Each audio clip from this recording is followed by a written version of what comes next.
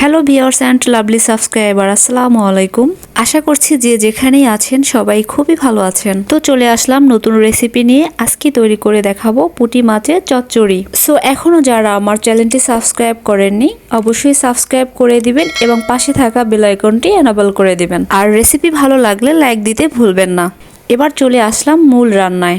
এখানে আছে ছোট ছোট পুঁটি মাছ, আর মাছ রান্না করতে যা যা লাগবে আমি কেটে নিয়েছি।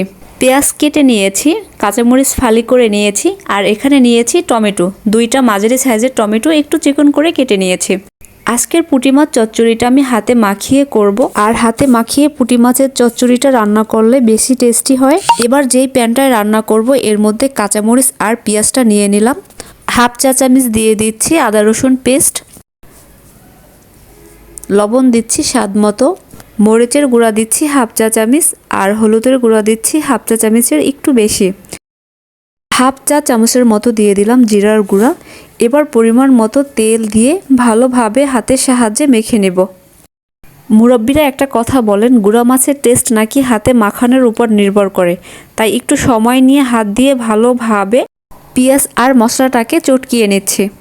যেহেতু আমরা ছোট মাছ রান্না করব সেক্ষেত্রে বেশি নাড়াচাড়া করা যাবে না আর কষানো যাবে না।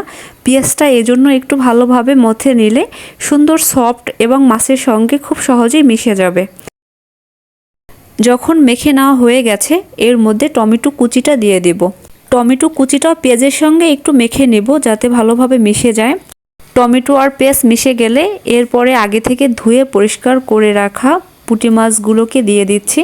এখানে আমি 500 গ্রাম পুঁটি মাছ নিয়েছি, আর 500 গ্রাম পুঁটি মাছের পরিমাপটাই দেখিয়ে দিয়েছি। এবার সবগুলো উপকরণ একসঙ্গে পুঁটি মাছের সঙ্গে মেখে নেব। ছোট মাছে রয়েছে প্রচুর পরিমাণ ভিটামিন, যা আমরা সবাই জানি। আর ছোট মাছ খেতে কে না পছন্দ করে। এরকম ছোট মাছের চচ্চড়ি করে দিলে পাতিলের ভাত তো এক নিমেষেই শেষ হয়ে যাবে।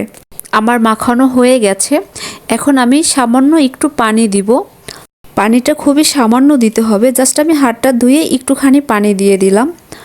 এবার ঢাকনাটা দিয়ে চুলায় বসিয়ে দেব।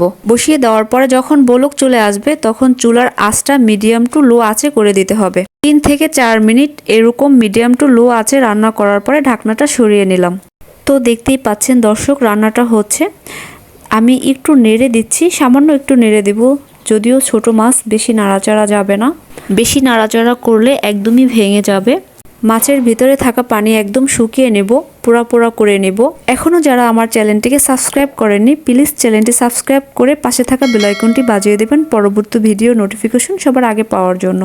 আর আমার ভিডিও থেকে যদি একটু উপকৃত হয়ে থাকেন একটা লাইক দিবেন এবং আপনার মূল্যবান মতামত আমাকে কমেন্টের মাধ্যমে জানাবেন। তো ভিউয়ার্স দেখতেই পাচ্ছেন আমার রান্নাটা কিন্তু প্রায় হয়ে গিয়েছে, একদম শুকিয়ে গিয়েছে। আপনারা চাইলে এরকম একটু ভিজা ভিজা অবস্থায় নামিয়ে নিতে পারেন, তবে আমি আরেকটু শুকাবো। আরও 3 থেকে 4 মিনিট এভাবে চুলায় রেখে একদম চচ্চড়ি করে নেব। আরও 3 থেকে 4 মিনিট রান্না করে নিলাম। আমার রান্নাটা এবার পুরোপুরি শেষ হয়ে গিয়েছে। দেখতেই পাচ্ছেন চচ্চড়িটা দেখতে কতটা সুন্দর। আমার তো এখনই খেতে ইচ্ছা করছে। আমি আপনাদেরকে একটু সার্ভ করে দেখিয়ে দিচ্ছি। বাসায় একবার হলেও ট্রাই করবেন। আর রান্নায় যদি ভুল ত্রুটি হয়ে থাকে আমাকে কমেন্টে জানাবেন যাতে পরবর্তীতে শুধরে নিতে পারি।